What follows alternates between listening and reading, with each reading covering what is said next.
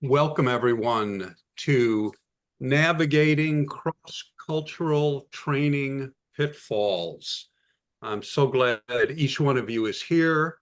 And if you're like me, you have fallen into those pits many, many times. And so hopefully today we'll learn from one another and try to hopefully figure out ways to avoid stumbling into these pitfalls, because they're all over the place, aren't they? So let me share with you what I hope will happen today, what success looks like. By God's grace, you will learn how our good intentions can unintentionally blind us. We will learn to become more self-aware and hopefully also become more leader aware. So those are my goals for the next hour, and we'll circle back to these at the end and see if we were successful or not. But let me begin by stopping the sharing and share with you an example of good intentions gone bad. And there was a well-known Christian evangelical leader back in the 2000s who had his heart broken over what was happening in Southern Africa, the poverty, the lack of employment opportunities, and especially the AIDS crisis. There were at that time over 1 million AIDS orphans. And so this evangelical leader moved to South Africa for 3 years. And he developed a plan. He raised a truckload of money. And then in 2005, he moved to Swaziland, where he bought a huge piece of property and built what he called the Dream Village, where AIDS orphans could be housed, cared for, and educated. Sounds great. Sounds fantastic. Wow. In Jesus' name, meeting real needs on the ground. Unfortunately, that crashed and burned 6 months later. And a man named Dr. Johan Malan, who is an anthropologist, son of missionaries who had grown up in Swaziland, did a little post-mortem on what went wrong. And this was his critique. He said, Africa has their own dreams and dreamers. Imported dreams from overseas too often imply that national leaders don't. African national governments welcome Western partners, but don't want high-profile projects initiated and run by outsiders.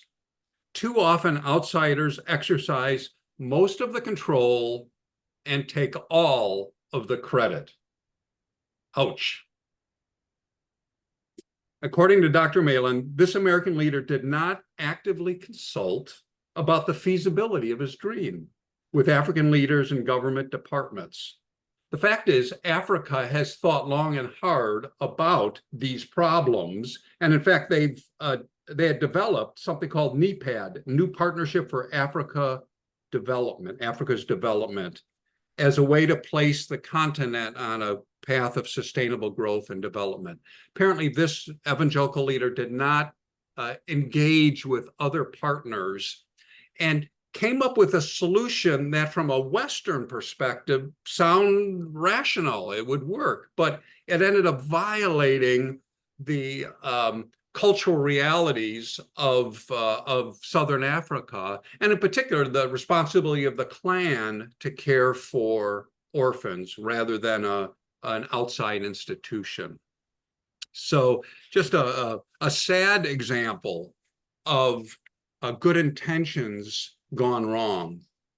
When are good intentions not good enough, right? So how about you? Do you have some examples in your life and ministry? I'm asking for vulnerability here of, where you thought you were doing the right thing, you had good intentions, and yet it didn't work out so well. Any examples come to mind?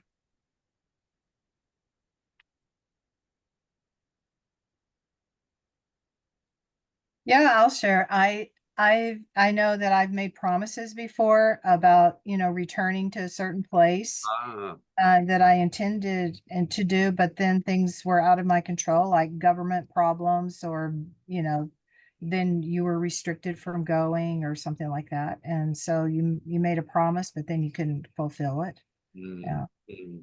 And what kind of relational ripples did that cause? Yeah, yeah. Many of Yeah. them are known probably. And a lot of that, I don't know, I have no idea what problems it caused because I could never could Yeah. never get back in touch with them, so Wow. I, Wow. Well, thanks for sharing that with us, Francie. Anyone else? Examples of well-intentioned um, purposes that. I'll share one that in some way I was a part of.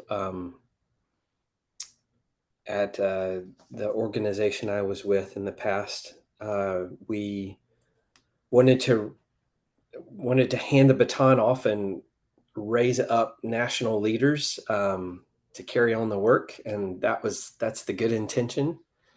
In one country where we were working, we got to know a guy over several years. He seemed like the right guy, and um, he was, I think, prematurely christened the director of that country. And Hmm. then we got to know other people that, oh, wow, that would be a good person to invest in too. But and then uh,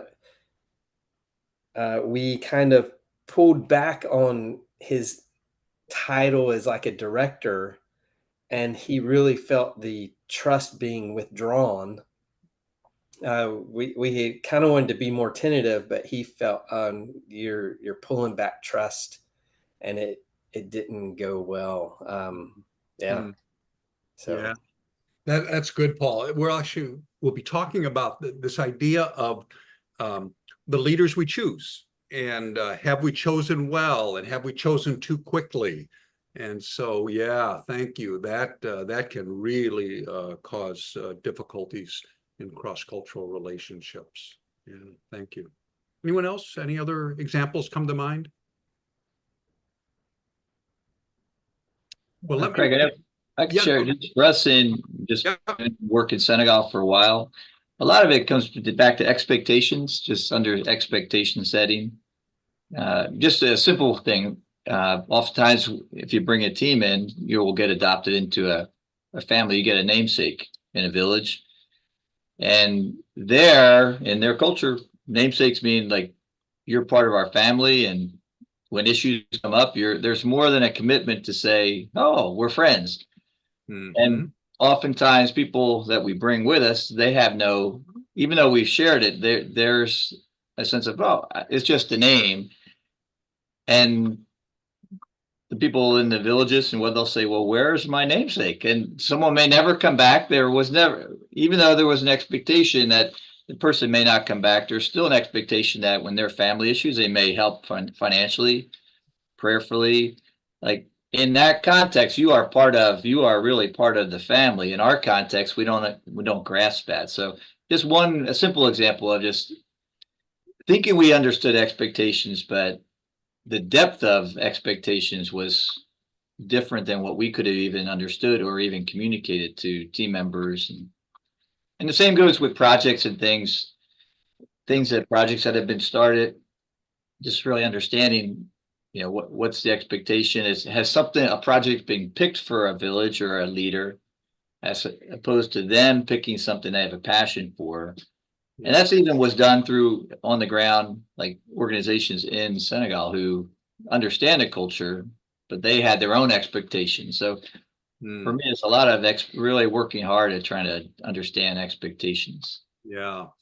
And the one of the wonderful attributes of Americans is that we are enthusiastic, and when we begin a relationship, we're super friendly and encouraging. And I think in some cultures, and that's interpreted, oh, they're part of the family now. But we don't see it that way. We just say, no, I'm just being friendly. So great example. Wow, wow. Hey, let me read to you. Are you familiar with the Tanzanian story, How the Monkey Saved the Fish? This folklore. Let me share it with you. How the monkeys saved the fish. The rainy season that year had been the strongest ever, and the river had broken its banks. There were floods everywhere, and the animals were all running up into the hills.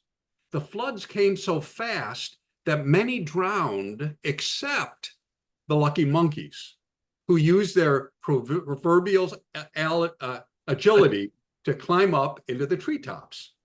They looked down on the surface of the water where the fish were swimming and gracefully jumping out of the water as if they were the only ones enjoying the devastating flood.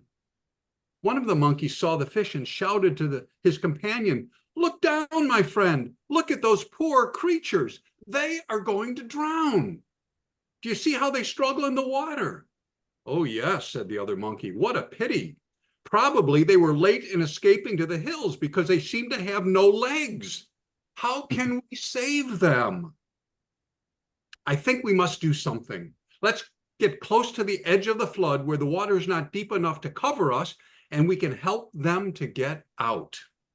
So the monkeys did just that. They started catching the fish, but not without difficulty. But one by one, they brought them out of the water and put them carefully onto the dry land. After a short time, there was a pile of fish lying on the grass, motionless. One of the monkeys said, "Do you see?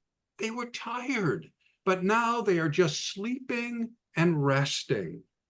Had it not been for us, my friend, all those poor people without legs would have drowned." The other monkey said, "They were trying to escape from us because they could not understand our good intentions. But when they wake up, they will be very grateful because we have brought them salvation." Hmm.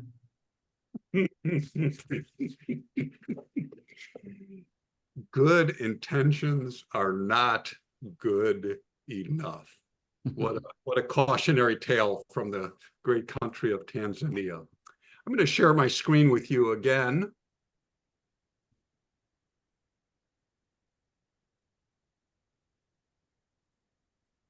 And we've already looked at some examples, the Dream for Africa tragedy, your own personal examples, thank you, and then how the monkey saved the fish. So I'd like us, by God's grace, we will be growing in self-awareness. Of course, it's a lifelong journey for all of us, right? To grow in understanding ourselves, our motivations, our biases, and so on. And I'd like to ask a number of questions for us to discuss. And the first one is this: what are some of the power dynamics that we face in cross-cultural relationships? What are some of the power dynamics that you have faced cross-culturally? Because Greg, often, yeah, please go ahead. yeah. Well, one of the things that we've discovered over the last few years working in Guatemala is that our coordinator there, who is a part of Campus Crusade and has a heart for pastoral training, but has a bigger heart for other parts of the ministry. And so it's been over the last couple of years, we've been saying, are you really with us, in a relationship to pastoral training? Because he's always wanted us to do other things. Like, for instance, one year we went down to train pastors, and he had set up a big conference for me to share on leadership to 300 school superintendents. And it was like, okay, and I did it. But, I don't know that we had the same idea You know, and when we go there, we always feel, we're beginning to feel more and more like this is all for his ministry's sustainability, more so than it is for a partnership between us and GTN, you know, and his ministry. I don't know if that makes any sense and addresses the question, but it's something that we've struggled with to the point that we've almost said we're not sure we're going to be able to go back to Guatemala. So yeah, so you've Steve, thank you. You've raised a couple of issues. One is what are their motives? Why do they want to partner with us? And discerning that can be really, really challenging, especially if there is funding involved, right? If there's funding involved, that just complicates, and being able to read the situation becomes more challenging. Yeah. And then the other thing is there alignment of vision, right? And that's a huge one. And we're going to talk a little bit later. We want to hear their vision. We want to help them fulfill their vision, but at the same time, we're coming with a vision. And so how do we navigate that? We don't want to dominate. We don't want to impose our vision, but at the same time, we are about something, right? And so, yeah, those are really, hopefully we'll dig into that a little bit more fully. Yes, Francie. One of the things I thought about when you mentioned that would be working with pastors who unfortunately don't have a servant's heart, you know, but the pastor is, you know, runs everything, you know, runs the town. I mean, people do whatever he says, no matter, without it necessarily being biblical, you know. Yeah, the kind of the character issue, right? Do we have someone with the right character as a partner? And again, that just takes time, doesn't it, to sort that out? Because on the surface, you know, we're all pretty good at wearing masks, right? Including our global partners. So how do we kind of cut our way through that? Yeah, thank you. As I've thought of the power dynamics that we face, I think one of the challenges we have is that we don't realize the status that we bring. When I was part of Word Partners, I would often tell the guys, when you arrive in a particular country, you are automatically placed on a pedestal. And your job is to keep jumping off that pedestal, because they're going to keep putting you back up there. Jump off that pedestal. Because, and again, I think it's a blind spot for us, for many of us, that we don't realize the power we bring. We've got, first of all, we come from the United States of America, you know, the most powerful nation in the world. And that US passport carries with it huge power. We have education. Almost all of us are highly educated. We have technology. We're bringing our iPads and our laptops and our, you know, iPhones. And so we come with all sorts of things, and we come with money as well. And all of that communicates power to people. But I think we're somewhat blinded to that because of the kind of culture that we come from. Anthropologists call our culture a low power distance culture. A low power distance culture as opposed to a high power distance culture. Low power distance cultures, we believe that inequalities are man-made, that we believe in flat organizational structures. You know, the president, the leader, he's just part of the team. We want subordinates to take initiative. We dislike close supervision from bosses, right? So there's kind of a sense of egalitarianism not theologically speaking, but culturally speaking, that we hold to.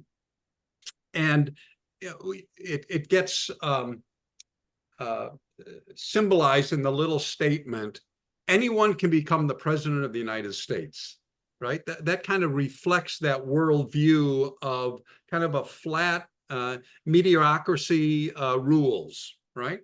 But in high power distance cultures, inequalities are natural and expected. Titles and status are revered and respected. Those with power have special privileges, and they have no obligation to share it.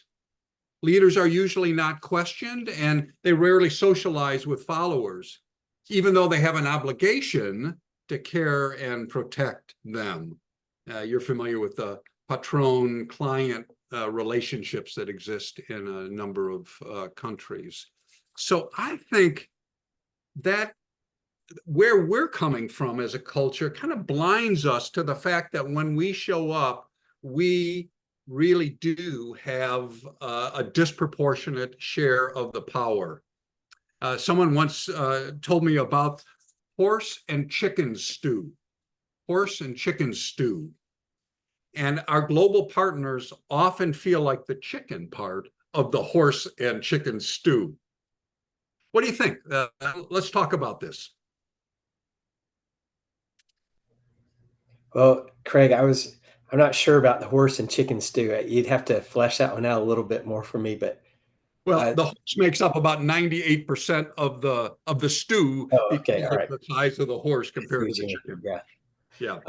But yeah, I've had to, in one way, fight against that power thing, working in East Asia, where I'm given the title teacher, and that's a very honorable title, and also, but it comes with like whatever I say, like that's the definitive answer, and I have to, first of all, be careful that, okay, how am I couching this? Am I giving a definitive answer, or do I want to give them room to interact? And I've also tried to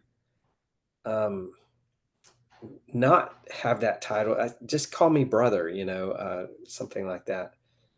So I deal with that, and yeah, and also the thing about, when I walk in the room, sometimes I've, looking back, realized, oh, people were seeing dollar signs when I walk in the room. That social, cultural power that you were talking about earlier. Mm-hmm. Great. Yeah. I've noticed sometimes in doing some training that, that what Paul said is right, that, what we teach, they take as definitive. But I also like it when they start pushing back, because then they're not thinking that, that they just have to accept everything. Yeah, that's good. That's good. Yeah. So Paul, you by saying, hey, just call me brother, you're jumping off of that pedestal, right? And Kurt, you're inviting feedback, pushback, and so on. And again, that's a way of giving away power as well. I love it. Those are great examples. Anyone else of how you've encountered power and status and how you've navigated that? Craig, I know in West Africa, much what was described, they would say there used to just a teacher coming in and just teaching 3 days, and it's just all one way. Right. And but they found that to just open it up, and there's group discussion, there's men and women engaging together in small groups. There's, in that process, they've learned, we're learning together, and actually they really like that style. So maybe course design, the way you'd structure activities and things, can be a way of giving away, sharing that power or responsibility for learning together. That's good. That's good. And maybe even getting rid of the pulpit, right? And just, being, sitting around a table with them. Yeah. Just all those little signals, if you will, that kind of knock against that whole power dynamic. Good, good. Thanks, Michael. Yeah, good.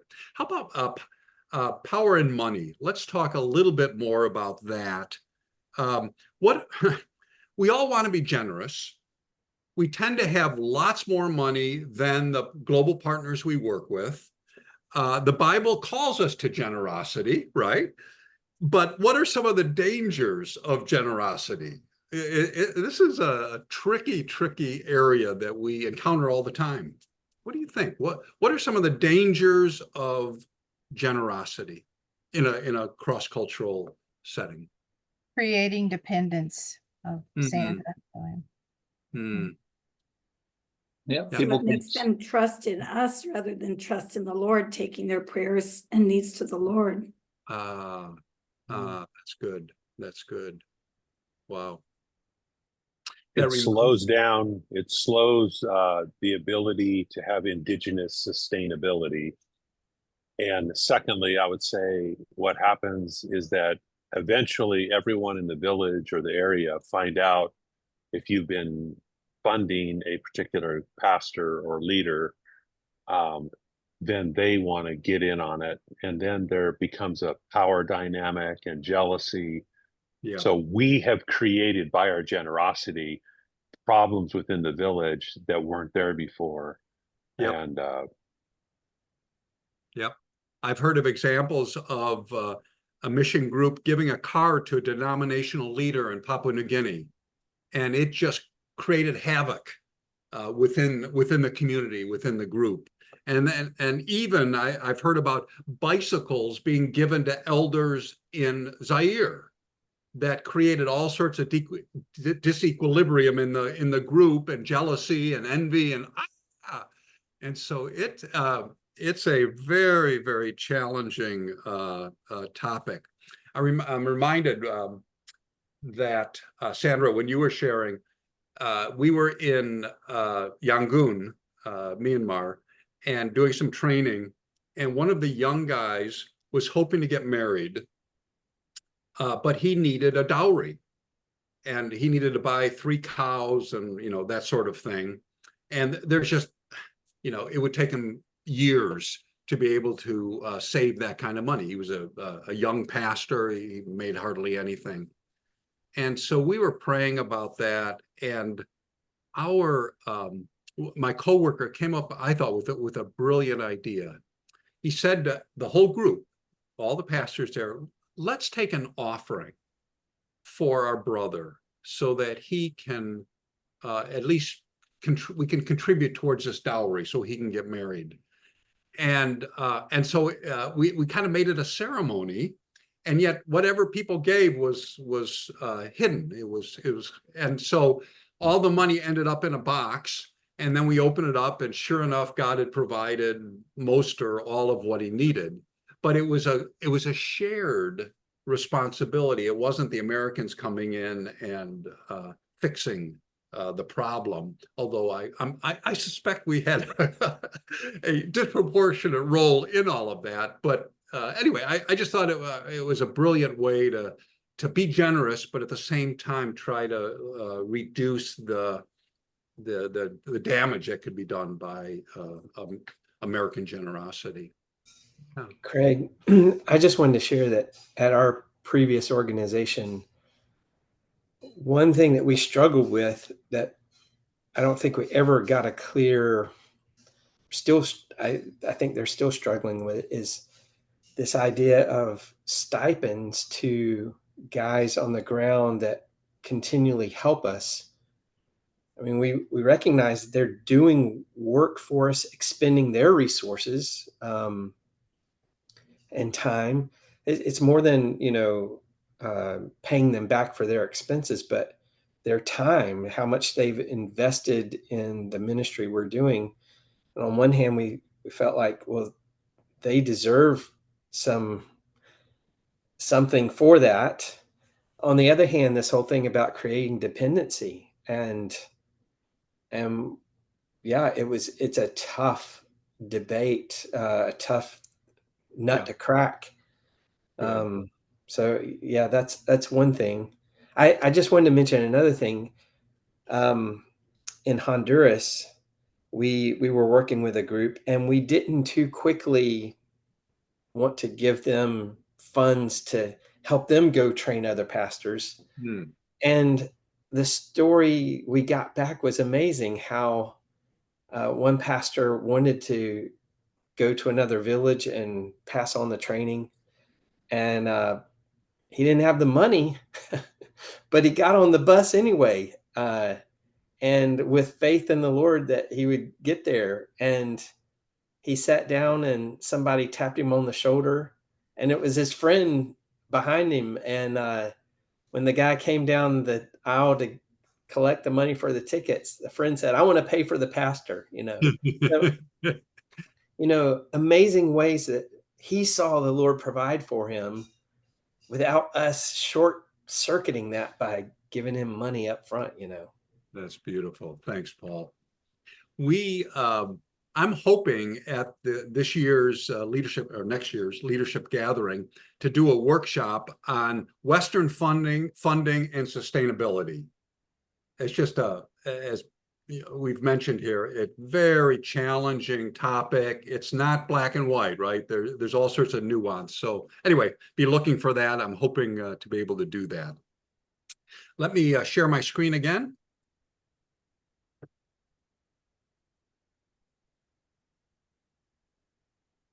So some of the power dynamics we face: power and status, power and money. Let me introduce another question as we continue our journey today in hopefully growing in self-awareness.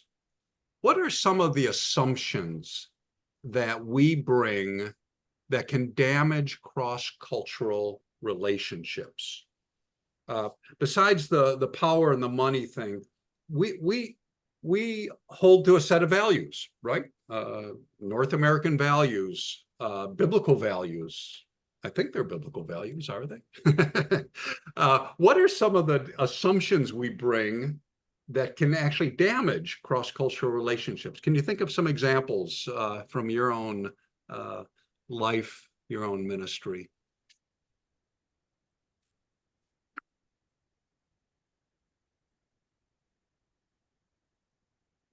How we view time, Yeah. schedules, Yeah. Again, West Africa, it's as probably most places outside the United States, with the saying, we have lots of watches and no time, and they have no watches and plenty of time. Things start when the majority of people get there, when the right people get there. And so just thinking, we've got a schedule, and it's nice when you can do that. You feel comfortable doing that, but there's a lot of tension, and being flexible to adapt in the midst of that. So time, how you view time is. Mike, that's a great example. How many of us have showed up at events cross-culturally overseas, and we were the first ones there by a wide margin because we didn't realize that, 3 o'clock actually doesn't mean 3 o'clock in that context. Oh boy. Good. Anyone else?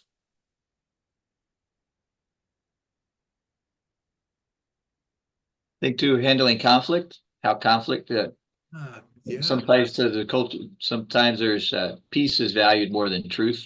Mm-hmm. It's just like, not that they're not being truthful, it's just there's a value in the maintaining relationship, and things you may not get to the root issue, and how you handle it in front of a group, in front of just one-on-one, how you go about that, Right, is really important. Yeah, and do you use an intermediary to solve some of those problems rather than dealing with it directly? Yeah. Well, Good. connected to that, just an inability or a very low ability or willingness to admit fault because of because of the shame culture. You just don't do that. You don't show vulnerability. You don't, and I've experienced that with people in Myanmar. Mm. I can't get them to reconcile. Yeah. Mm, Yeah. Wow. Hey, let me throw up some other um, factors that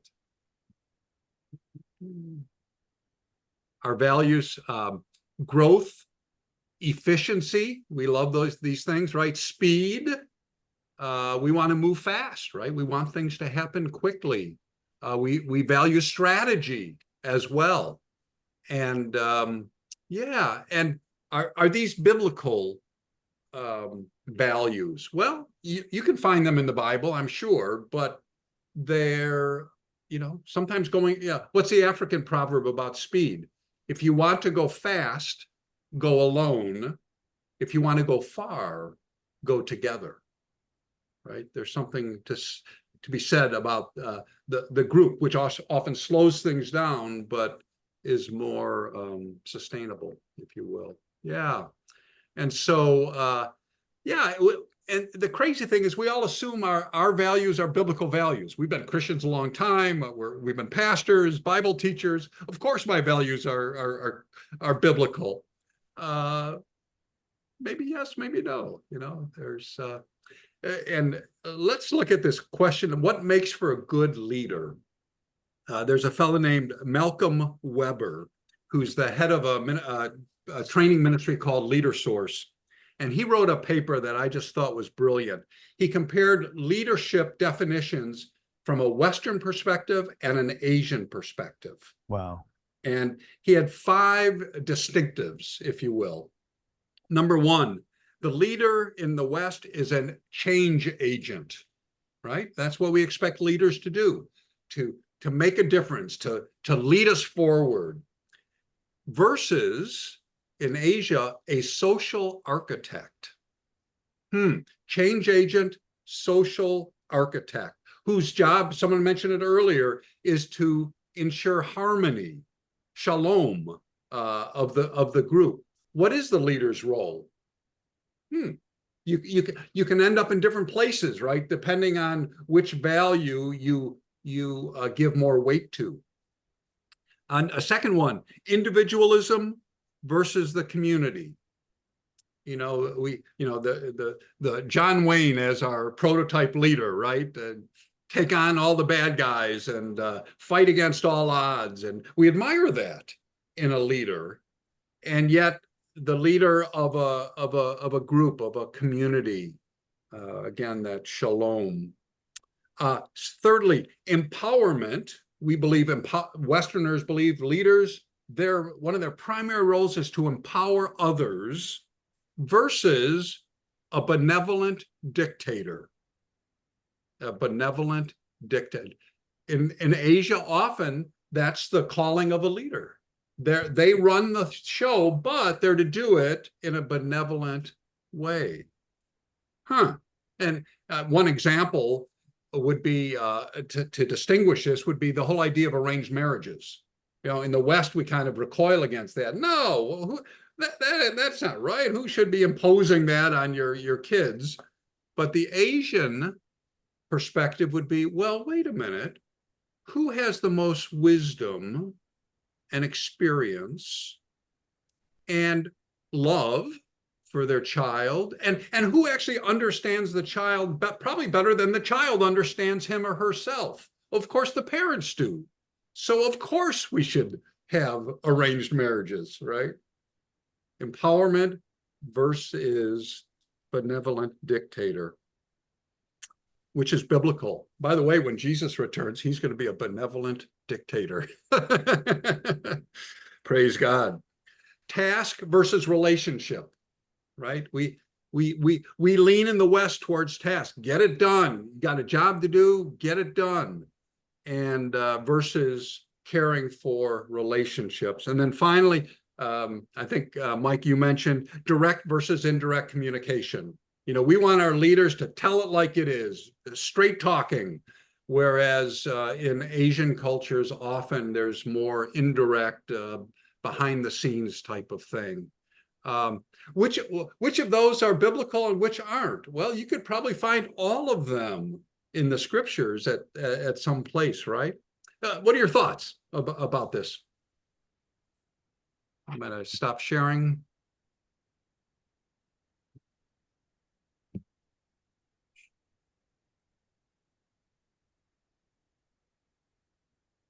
We talked about the whole idea of task versus relationship and some of the other seminars, but that's something that I've been really trying to watch out for, that, we don't have to get every single lesson done, that some of it is building relationships with these pastors. And so I'm still learning that, but my Western way is I want to get everything taught Yeah. that I'm supposed to, but building relationships and finding out where they're struggling is really more important. That's great, Kurt. Thank you. Anyone else? The assumptions we bring, the values we hold to, what we think a leader ought to be. I can see that Jesus at times did kind of indirect communication and telling parables. Okay. But other times he did very direct when he was dealing with the Pharisees and Sadducees. That's right. Good observation. Craig, you talked about the assumptions we bring. I'm almost scared to say this because it's just a rough thought, but one of the assumptions we bring that is true in many ways, but I think we need to be careful about, is that I'm bringing something you need. And that can, I think sometimes that can create problems because we're not open to who are they and what do they have to teach us, or do they know more than we think they know, and yeah, if I'm bringing something you need, then I'm kind of up here and you're down here. It can create that. So it calls for doubling down on humility. What kind of business? Go ahead.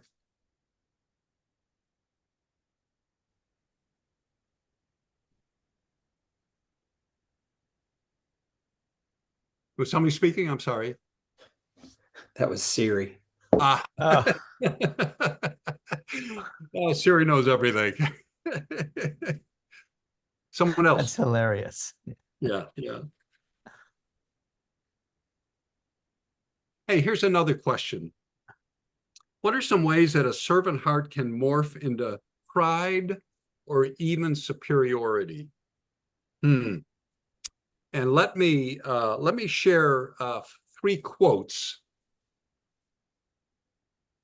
For some reason, not letting me share any longer. So I'll just read them. I am here to help you, and I know what's best. Wow. I'm here to fix your theology or your social institutions or other errors. I can be your spiritual mentor and role model. Let me disciple, equip, train you.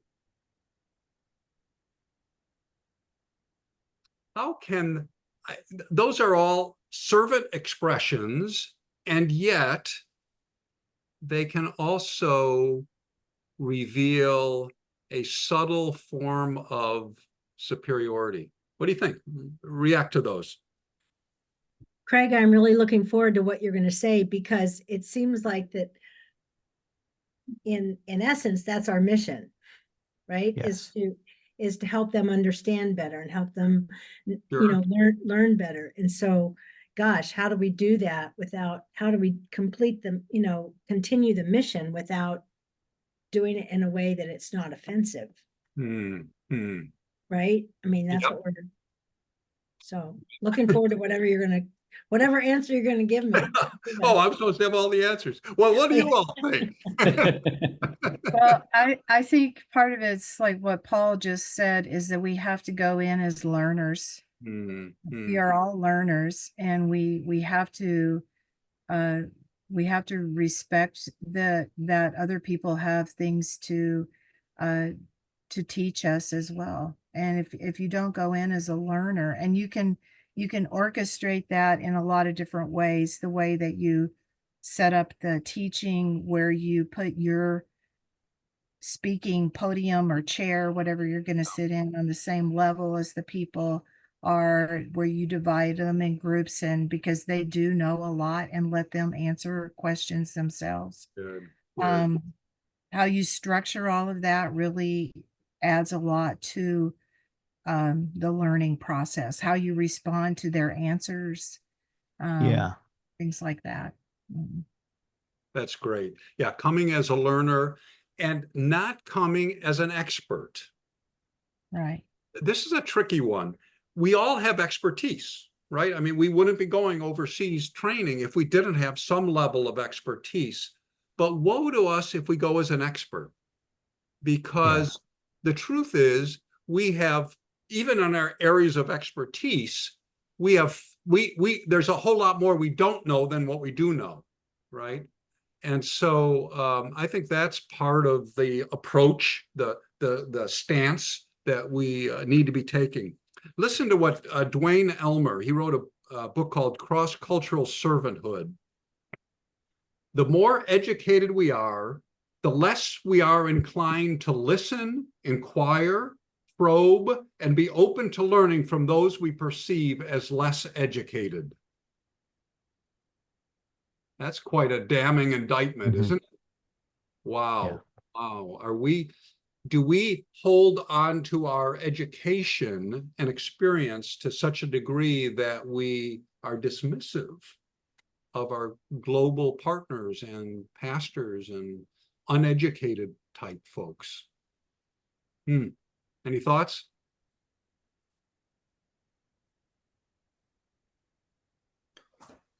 Craig, one thing I'm thinking of is, when we talk about coming as learners, I mean, we and our partners are both learning from this.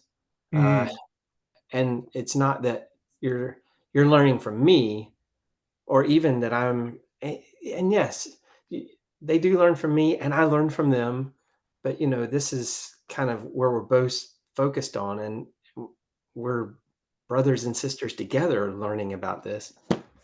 That's one thing that I think maybe helps. The other thing is, we used to talk about the phrase "love the learner," and that was like the stance we had, that we come in a spirit of love. And so when we love the learner, we think about who they are, their identity in Christ. They're our brothers and sisters. I think that's biblical and not just the American low power thing. Great. Thank you, I'm Paul. coming up with right now. No, that's good. That's good. Dwayne Elmer also says, superior cloaked in the desire to serve is still superiority. Anyway, I just think we're all vulnerable to pride, right? None of us have mastered that yet. And as Dallas Willard reminds us, I have a lot to be humble about.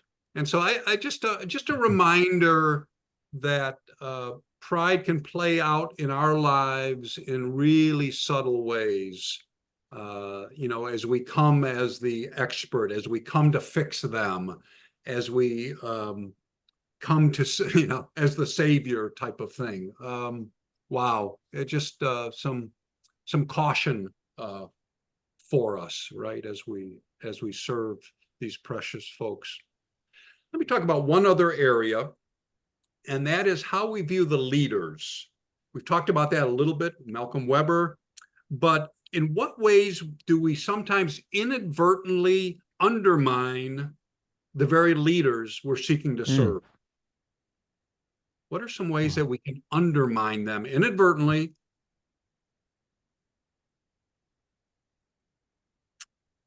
And let me begin the conversation. By taking over is one way. By taking over. And I am guilty as charged. I'm a take charge guy, and it's good, right? Well, that's what we want leaders to do, to take charge. Well, I worked, our Latin America director in at Word Partners was a guy named Americo Saavedra, a Peruvian man, an amazing leader, godly, gifted, a gentle leader, but a leader that was willing to defer. And I travel with Americo many, many times throughout Latin America. And far too many of those times, I would start taking charge. I would become directive. We need to do this. Why are we doing that? Da, da, da, da, da, da, da. And as I did that, I ended up embarrassing Americo in front of his team. They're his team. They're not my team. They're his team. And yet,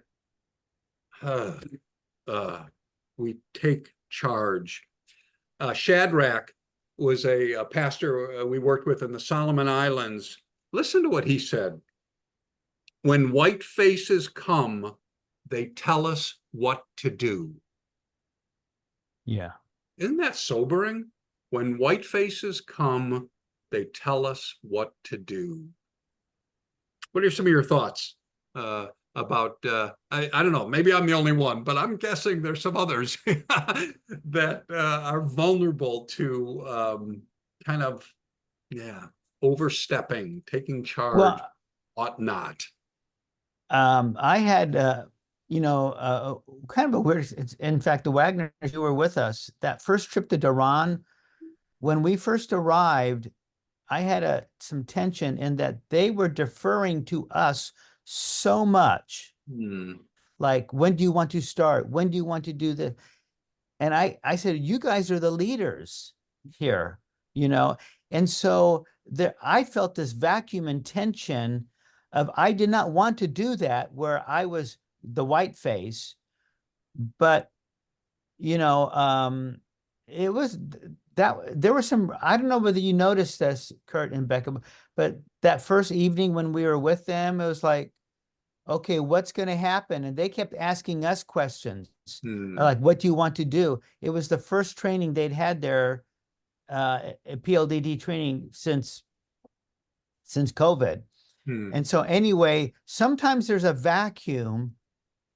And what I tried to do was fill the vacuum in a way that they would become the leaders and make decisions for the group. And that's kind of like, shooting a basket blindfold sometimes, anyway. But it sounds like you did that, Richard, by first refusing to making all the decisions and then just throwing it back, asking a bunch of questions. Yeah. Yeah. And the Wagners can tell you whether I did a decent job on that, but please don't say anything. I'm very insensitive. Yeah. So anyway, but I really come on, guys, you guys are in charge, and I did not want to take over, but I felt this tension of like, there's no direction here. There's no nothing. It was like we were deferring to them and they were deferring to us. And no one wanted to give in on the deferring game, at the beginning. And so, anyway, so part of the challenge for us is to really focus on them. What do they want? What is their agenda? What are their holy dissatisfactions? What are the things that are just that God is raised in their hearts that they're most concerned about? What are their priorities? Do we take the time to explore this with them? The fact is, God has been working in their lives for a long, long time with our global partners. And we show up, we're there for a couple of years, maybe 4 years, whatever. But God's been working way before then. He's going to be working way after that. He's been doing something in their lives. What is it? What has God been building in them? What's the story that God has been telling in them and through them? And then how do we come in and align with that? I think that's just a huge part of not imposing who we are and what we do with them. And I think another part of that is being willing to walk away if there isn't alignment. At Word Partners, we had a very narrow focus, helping develop faithful expositors of the word. And so we had a really tight, the point of the spear. And when we would meet with potential global partners, we'd be very upfront. Hey, this is who we are. Where are you at? Where's your country at? What are the needs of your pastors? And if there's alignment, we'd love to partner. But if there's not, praise God. Tell me what your issues are. Maybe I know some other organizations that could help you in that if you're interested. And so there's that dance between we're about something, we've got a vision, but oh boy, we better be in really pursuing what is their vision, what is their passion. One African leader told an author named David Livermore that a pastor had come to conduct a training, and this African leader said this: he never once asked to see anything I had done. That made me feel like nothing we have done is worth anything. Wow. That's the last message we want to be communicating, right? Any thoughts about this? I think thanking the leaders in front of other people honors them and also recognizes their leadership and their authority. And that's an important thing to do. I also think asking the question that, we know God has been at work here. What has he been doing? We want to know what God's been doing here. We come to see what God is doing here, in your lives, in your community, in your church. I think for women's training, a thing that's important also is if I'm working with groups of women, to invite the pastor or leaders of the denomination or whoever is in leadership to sit in on some of the training so that they can hear what we're saying and can be supportive of the training for the women, and not that there's transparency there. They're welcome to sit in. I mean, and a lot of times I think they do sit in for a little while, but after a while, they, if they agree with what you're doing or the biblical stuff, then they'll allow you to go on without them sitting in. But to invite them to do that is recognizing their leadership, leadership role. authority. Yeah. I love that. Part of our job is to understand what is the leadership map in this particular region, country, denomination. I wonder if we'd spend enough time finding out who's who and what are the roles and relationships within the leadership structure. One of the mistakes I've made early on when I would be meeting with a new partner, a potential global partner, think about it. Who are we attracted to when we're first in a country for meeting leadership? We're attracted to those leaders who speak English and relate pretty well to a Westerner. And so what I've been vulnerable to is then assume they must be the leaders. And of course, the reality is maybe yes, but maybe no. Just because they speak English and relate well to Westerners doesn't make them the leader within their context. And so sorting out and deferring to, as you said, Francie, the existing leadership structure rather than trying to create one of our own, I think is a critical thing for us to do as well. Yeah. One final thing as we move towards wrapping up here. How do we inadvertently undermine leaders we're seeking to serve? Sometimes we ignore their social reality and group dynamics. And and again, we've talked about that already. Recognizing, honoring them as leaders, deferring to their leadership. They often have a social context that we're just not aware of. And I remember I was in Papua New Guinea, and Anton was one of their denominational leaders. And in fact, I asked him, tell me about your interactions with Westerners, Anton. And he said this: I am a leader. Respect me. Don't take over. Don't compete with my leadership. Wow. So as I was leaving his town, that we were at a Bible camp, Bible school grounds, I had this old beat up suitcase. And I noticed that Anton, when he traveled, all carried his stuff in plastic bags. So I asked him, hey, would you like this suitcase? You know, I'd be happy to leave it with you. And he said, yeah, that'd be great. But he asked me to carry it a few hundred yards across the Bible school compound to his house. And I was like, oh, well, okay, it wasn't heavy or anything. Sure, I'd be happy to. He wanted to make sure that everyone knew, because everyone was watching, that this was a gift freely given and it wasn't a gift taken. And I was just shocked. Really? Wow.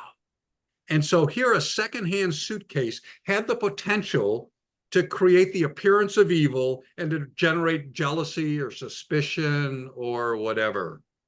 How much more when we're giving bicycles or cars or, you know, or money as well. So just what is their social reality? What are the group dynamics? Fitting in with that rather than kind of creating our own, well, why don't you be the leader type of thing. Yeah. Any thoughts about that before we wrap up?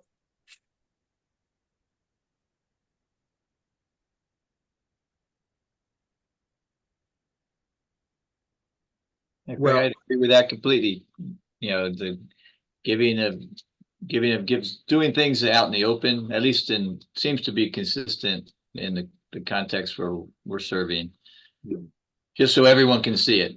Because dealing with money and gifts, that gets them into trouble. And they recognize that, so they want to be above reproach and, you know, to try to do everything out. Their context would be, do it out in the open. Even if it's a personal thing, as I need 2 other people here to see it, or a couple other leaders to know that what was the context of this. Yeah, so I'd agree with all of what you said on that. Good, thanks, Michael. Yeah, so navigating cross-cultural training pitfalls. The landscape is full of those pits. Mm-hmm. And so we've been talking about learning how good intentions can unintentionally blind us. We've talked about becoming more self-aware, growing in self-awareness. What are the power dynamics that we are encountering? What are the assumptions that we make that can damage cross-cultural relationships? How might a servant heart morph into pride or even superiority?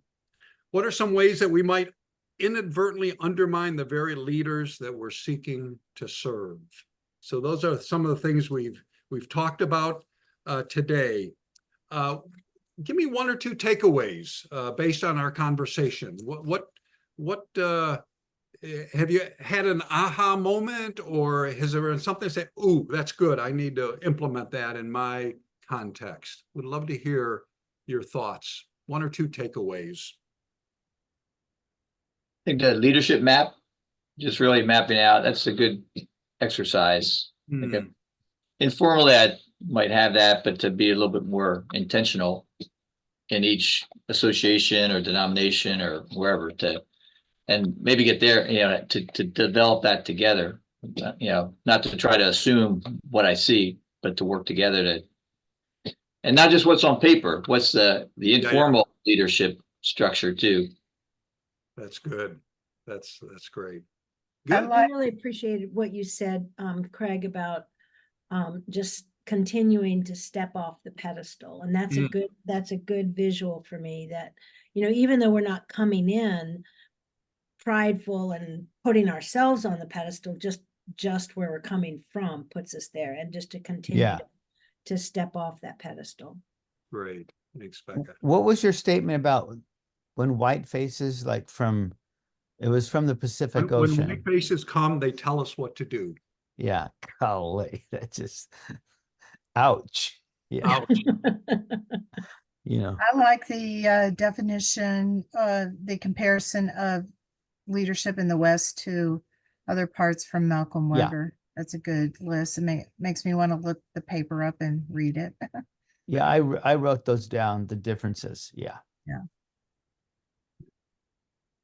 Great. Anyone else?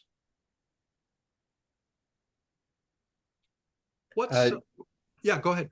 I was just going to say, just the renewed reminder to have a humble heart and spirit as we work with people.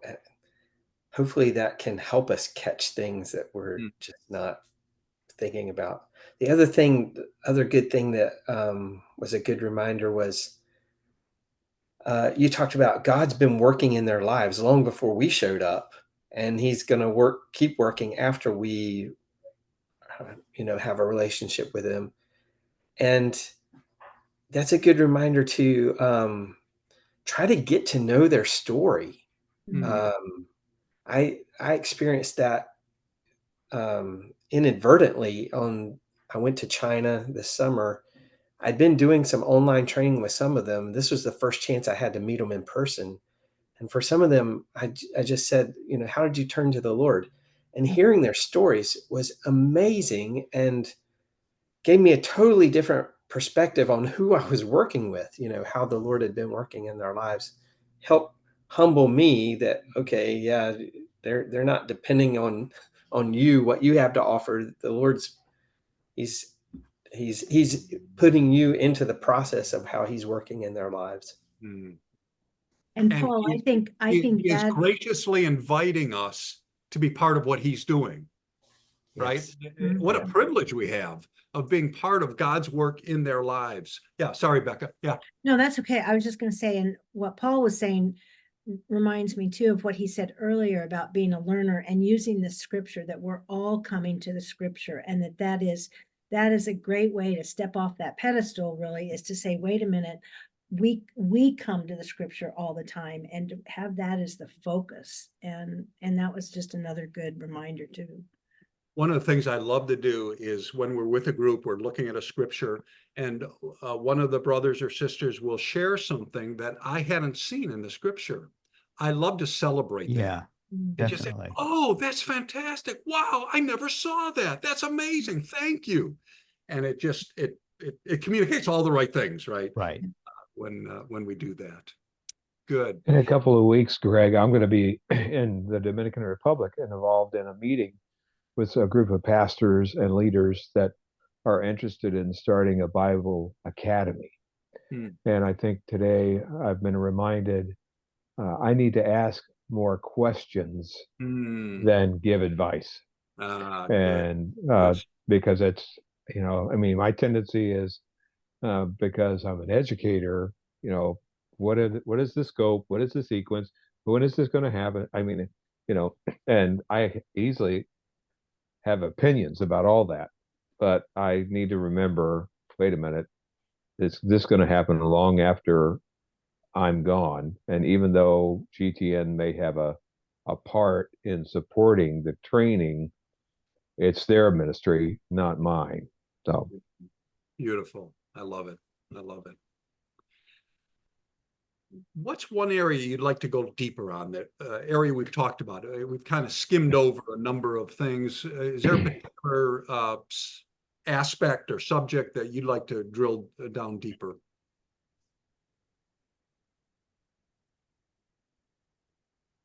Well, I think you said you were going to maybe talk about this some more at the gathering, but definitely how to practice our desire for generosity in a way that will not hurt them. That's a huge thing. And then, yeah, pray for me. I don't know what the answer is, and so I've got some homework to do and I welcome, by the way, on that subject, any of your wisdom, because it is perplexing challenge for us. Yeah, it is. Good. Let me Mhm. also mention at the upcoming leadership gathering, I'm going to be leading a one-day follow-on. It'll be 24 hours over 2 days on training trainers, developing and deepening a train the trainer strategy. And I know a number of you are engaged in, actively engaged in training trainers, or you want to be. We're going to spend a whole day thinking through what that looks like, how